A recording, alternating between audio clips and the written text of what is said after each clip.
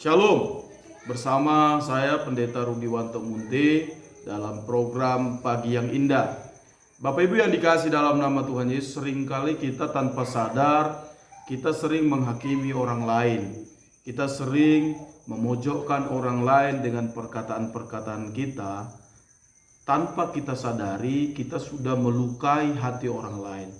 Maka hari ini firman Tuhan akan memberikan rema bagi kita, memberikan petunjuk bagi kita, supaya dalam hidup kita tidak menghakimi orang lain, tetapi kita boleh membangun orang lain, sehingga lewat hidup kita, orang lain merasa diberkati oleh Tuhan.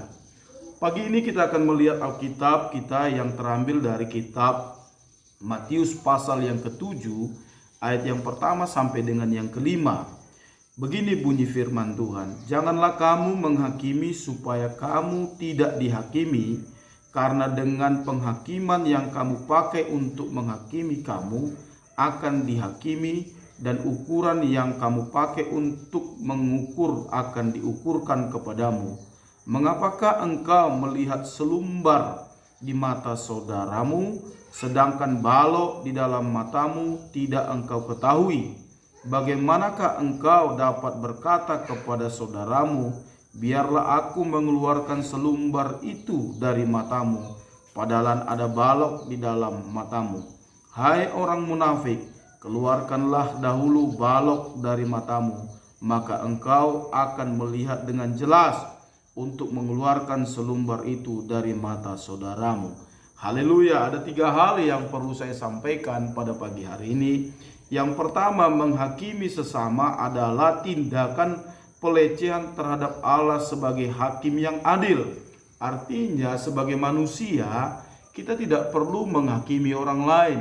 Sebab apa? Penghakiman itu sesungguhnya berada di tangan Allah. Salah benarnya orang lain itu tidak terletak bagaimana pendapat kita dan perkataan kita, tetapi hakim yang sesungguhnya adalah Allah.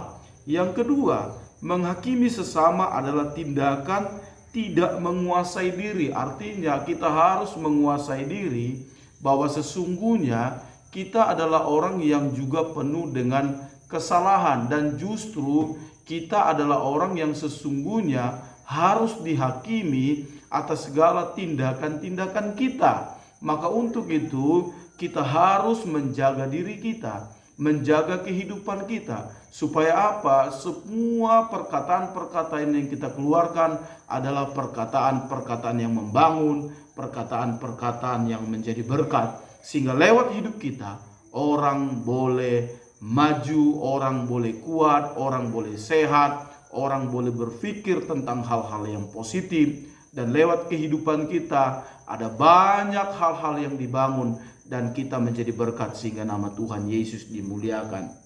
Yang ketiga, menghakimi sesama adalah tindakan yang tidak mengampuni. Artinya ukuran yang kita pakai menjadi ukuran juga bagi kita. Ukuran yang kita pakai menjadi ukuran juga bagi Allah untuk menghakimi kita. Makanya Bapak Ibu saudara-saudaraku dikasih dalam nama Tuhan Yesus, mari kita lepaskan pengampunan, kita lepaskan kata-kata yang positif, sehingga apa? Sehingga kita juga tidak akan dihakimi oleh orang lain.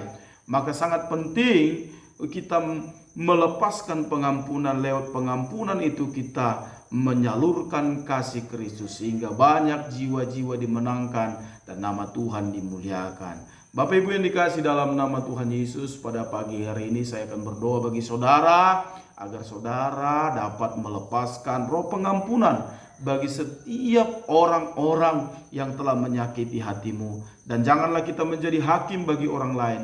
Sesungguhnya kita pun sedang diperhadapkan kepada penghakiman yang sesungguhnya, di mana Yesus Tuhan kita menjadi hakim yang sesungguhnya, yang tidak dapat disogok oleh apapun, yang tidak dapat kita tawarkan oleh apapun untuk mengubah keputusannya, selain kita harus bertobat dan menyadari bahwa kehidupan yang kita lakukan adalah kehidupan yang sia-sia bersama Yesus. Ketika Anda bertobat, ketika Anda mengakui segala dosa dan pelanggaranmu, maka hidup yang sia-sia itu akan berubah menjadi hidup yang bermakna, hidup yang berdampak bagi orang lain.